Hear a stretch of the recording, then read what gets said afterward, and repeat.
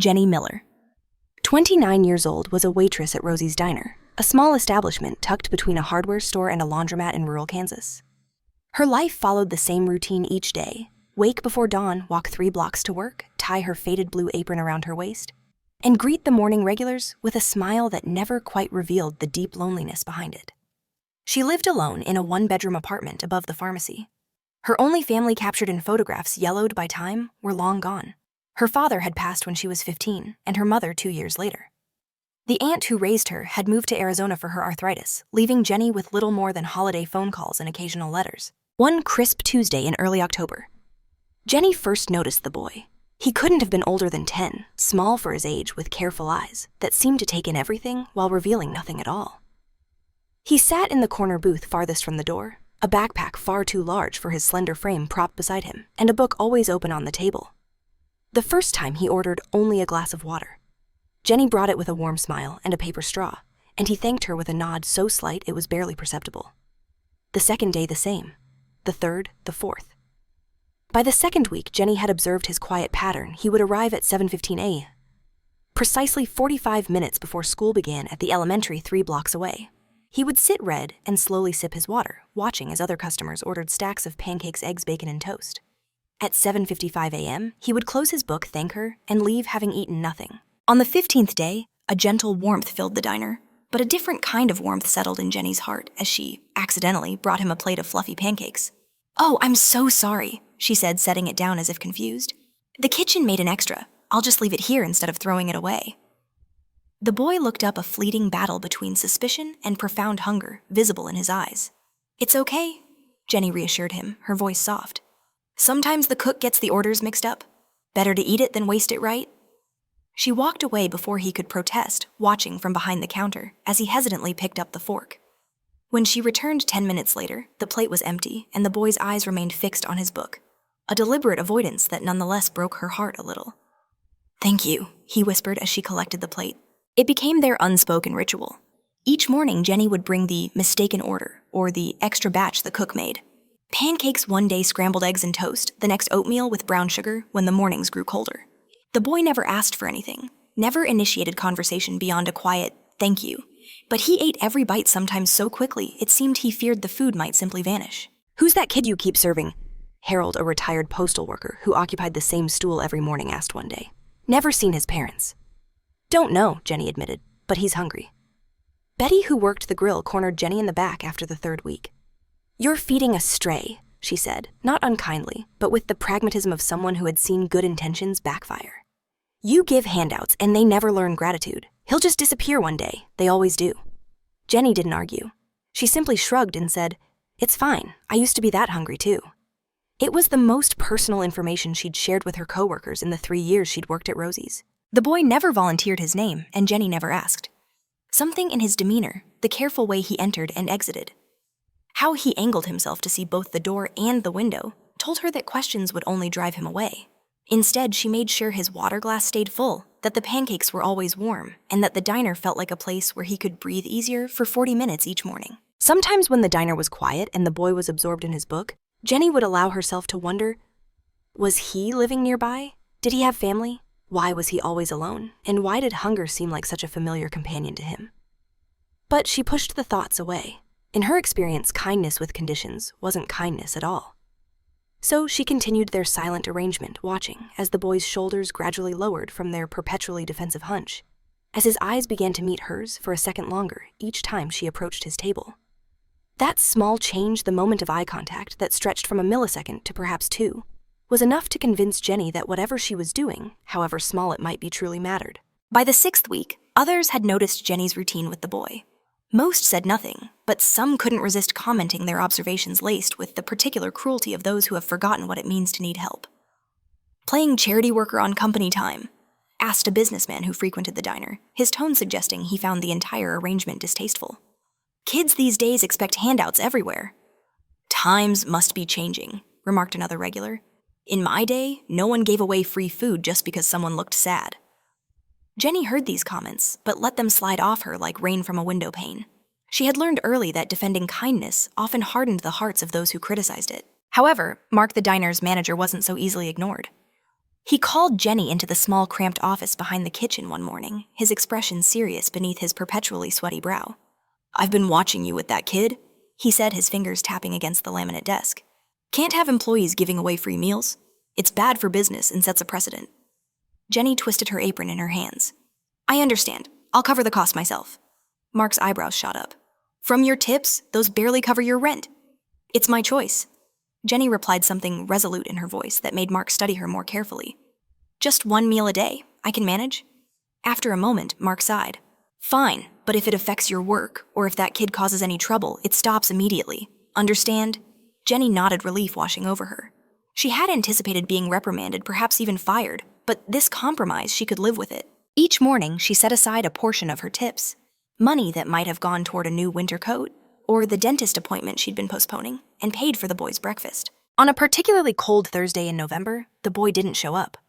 Jenny found herself checking the door every few minutes, an uneasy feeling settling in her stomach. She prepared his usual plate of pancakes anyway, setting it at his empty booth just in case. "Waste of food," Betty muttered as she passed by, shaking her head. By closing time, the untouched plate had become a silent rebuke. Jenny wrapped the cold pancakes and took them home, unable to simply throw them away. The boy didn't appear the next day either, or the next. A week passed with no sign of him, and Jenny began to wonder if Betty had been right. Had he simply moved on as strays often did? The thought left her with a hollow ache she couldn't quite explain. She'd known nothing about him, not his name, not his story, yet his absence felt significant. A small light extinguished.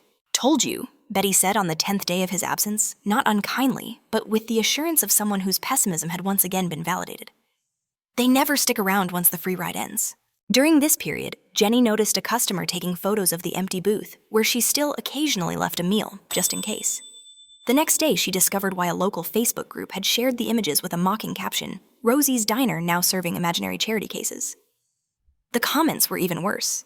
"Publicity stunt bet they'll claim the food goes to underprivileged children while throwing it away. Feeding strays just creates dependency. That waitress needs a reality check. Next time a strange kid approaches you, remember this, you're being set up for something."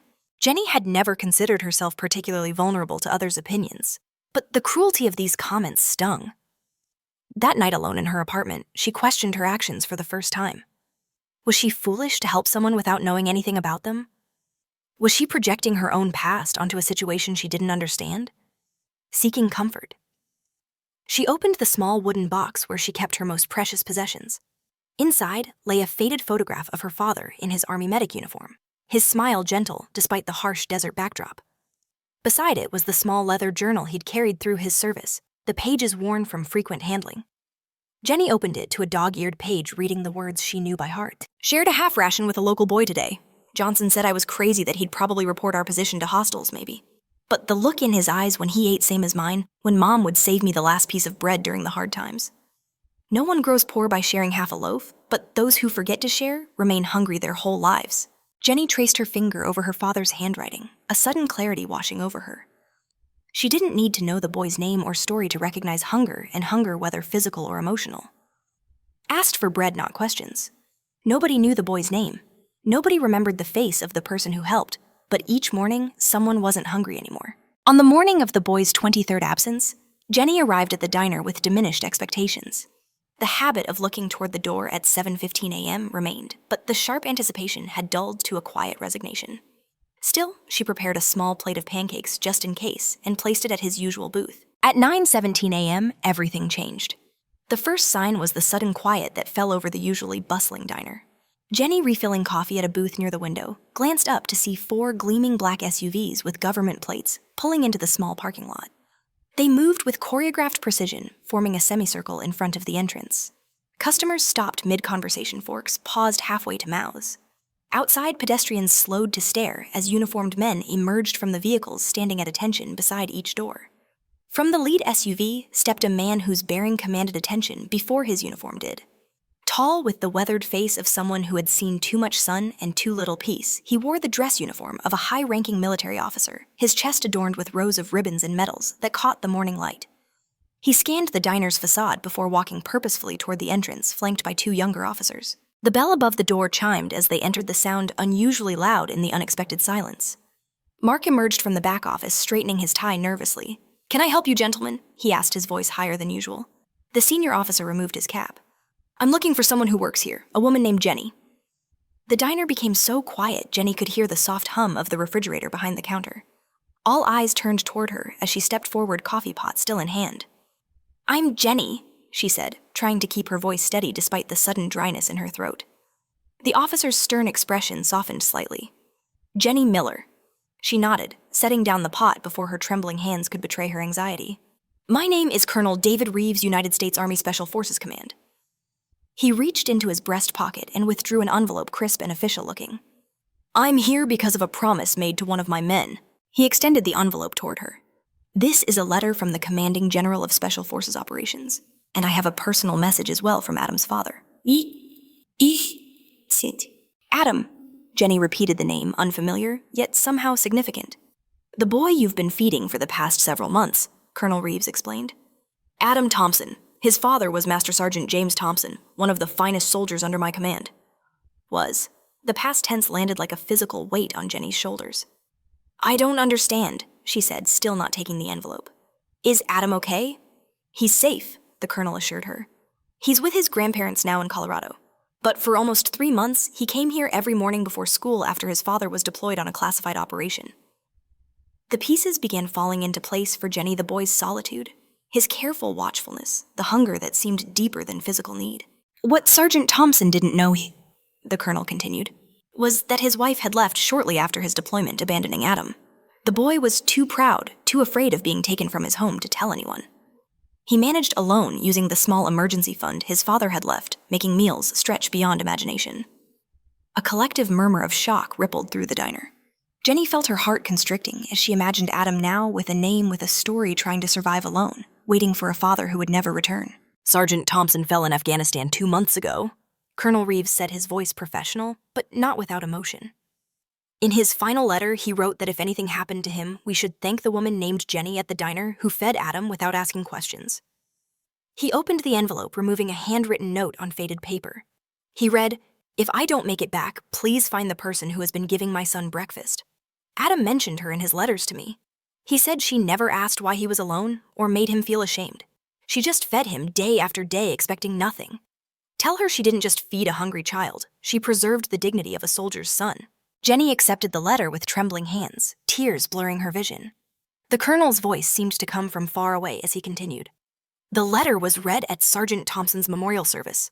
When Adam finally told us about you, the entire Special Forces community made it our mission to find you and thank you in person. What you did," his voice caught briefly, "what you did for the child of one of our own, without even knowing who he was. That means something to all of us." The diner had fallen completely silent. Even those who had mocked Jenny's actions sat motionless, their faces reflecting shock and in some cases shame. Colonel Reeves straightened to his full height, snapped to attention, and rendered a formal salute, a gesture of profound respect rarely given to civilians. Behind him, every military person present did the same. "On behalf of the United States Army Special Forces, the brothers in arms of Master Sergeant Thompson, and most importantly, on behalf of Adam, thank you." Jenny stood frozen, overwhelmed by the knowledge that her simple acts of kindness, pancakes and eggs, a glass of milk, a smile without questions, had meant so much to a boy living through unimaginable circumstances, to a father fighting his last battles far from home. "I didn't know," she finally managed, her voice barely above a whisper. "I just couldn't let him go hungry." The colonel nodded. "Sometimes that's enough, Miss Miller. Sometimes feeding a hungry child without asking why they're hungry is the greatest kindness of all." As if on cue, every military person in the room and every soldier standing outside by the vehicles saluted in perfect unison.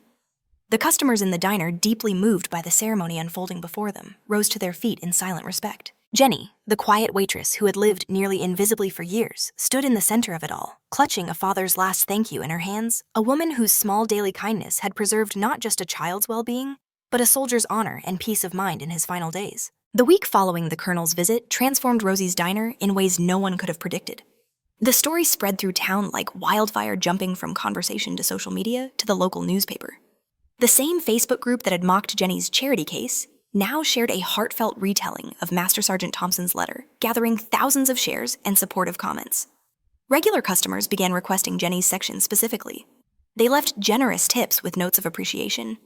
"Thank you for reminding us what matters, and "My son is in the Navy. Your kindness gives me hope." Mark, who had initially grudged Jenny's free pancakes, hung a small American flag beside the booth where Adam had sat. Beneath it, he placed a discreet plaque, "Reserved for those who serve and the families who wait." The booth was never empty again, often occupied by veterans' active duty personnel passing through town, and occasionally by families clearly struggling, but treated with quiet dignity by the staff. On the 7th day after the colonel's visit, a manila envelope arrived addressed to Jenny. Inside was a handwritten letter on lined notebook paper. The carefully formed letters betraying the youth of its author. "Dear Miss Jenny, I didn't know your name until that day the colonel came to find you. But every morning for those months, you were the only person who looked at me like I wasn't invisible or broken. Dad always told me that real heroes don't wear capes. They wear the uniform. But I think sometimes they wear aprons too. When Dad stopped writing, I thought the world had forgotten both of us. But you remembered me every day, even when I couldn't tell you why I was alone. Grandma and Grandpa are nice. They're teaching me to fish, and Grandma makes good cookies. But I miss Dad, and sometimes I miss your pancakes too. Thank you for not asking questions when I couldn't answer them. Your friend, Adam Thompson. P.S. I finished the book I was reading. It had a happy ending after all." Jenny framed the letter and hung it behind the counter. Not prominently, not for show, but as a personal reminder of why small kindnesses matter. When customers asked about it, she would simply smile and say, "Just a thank you note from a special customer." Word of the diner's connection to special forces spread throughout military communities. Soldiers passing through town made detours to visit, often leaving unit coins or patches as tokens of appreciation. These too found their place on a small bulletin board behind the counter, a growing collage of gratitude from around the world. 3 months after the colonel's visit, a school group came to the diner for lunch after a field trip. An 8-year-old girl with curious eyes studied Jenny as she refilled water glasses. "My dad says you're a hero," the child announced matter-of-factly. "Do you feel like one?" Jenny smiled, kneeling to meet the girl's gaze. "No, sweetheart, I'm just someone who knows what it feels like to be hungry." "Not just for food," the girl's teacher added quietly, having overheard the exchange. Jenny looked up, meeting the woman's understanding gaze with a nod. The teacher was right. Hunger came in many forms. Food was only the most obvious. As summer approached, the diner hosted a fundraiser for military families, raising enough to establish a small emergency fund for children of deployed parents. Mark surprisingly matched the donations, personally admitting to Jenny that her quiet persistence had changed something in him. "Never understood why my father was so adamant about feeding every stray kid in the neighborhood," he confessed. "Drove my mother crazy, but I think I get it now. Sometimes a meal is more than food." On a quiet Tuesday morning, almost exactly a year after Adam had first walked into the diner, Jenny arrived for her shift to find something small and metallic on her usual station. A challenge coin, the special token carried by military personnel, usually given only to those within their units, lay beside her order pad. One side bore the insignia of the Special Forces. The other had been custom-engraved Semper Memor, always remembering. Jenny looked around the empty diner, searching for whoever might have left it. Finding no one, she stepped outside, scanning the street as the early morning breeze gently stirred the American flag hanging above the entrance. No unusual cars were parked nearby, no waiting messengers. Just the town, waking up sprinklers taking on lawns, and the distant sound of the school bus making its first rounds. She slipped the coin into her pocket, its weight a comforting reminder that kindness offered without expectation sometimes returns in unexpected ways. That evening, as she hung her apron before heading home, Jenny noticed Mark placing a new sign in the diner's window. Simple but elegant, it read, "Whoever you are, whatever you can pay, no one leaves hungry." When he caught her watching, he shrugged self-consciously. "New policy. Figured it was time." Jenny smiled, understanding the unspoken acknowledgement in his gesture. No grand speeches, no public declarations, just a quiet commitment to see the hunger in others and respond with what was needed. Most food without judgment, kindness without questions. As she walked home in the fading light, the challenge coin, a solid presence in her pocket, Jenny thought about Adam now. Growing up with his grandparents in Colorado, carrying his father's memory, and perhaps she hoped the knowledge that even in one's darkest moments, kindness exists in unexpected places. Not everyone who helps needs recognition. Some people just need to know that today, someone isn't hungry. And that alone is enough to change a life. Lessons to heed, the quiet power of unconditional kindness. This story offers profound insights into the impact of small, consistent acts of kindness. Here are some valuable lessons to carry with you. Kindness needs no conditions. Jenny didn't ask for Adam's story or his name. She simply recognized a need and responded. True compassion often means offering help without requiring explanations or expecting anything in return. The unseen battles. Many individuals carry heavy burdens that are invisible to the casual observer. Adam's situation was far more complex than simple hunger. This reminds us to approach others with empathy, understanding that their struggles may be deeper than they appear. A ripple effect, Jenny. Jenny's simple act of providing a meal had an immeasurable impact. Not only on Adam, but also on his father, the Special Forces community, and even her cynical manager, Mark. Your small acts of goodness can create a powerful ripple effect, touching lives in ways you may never fully know. Confronting cynicism with action.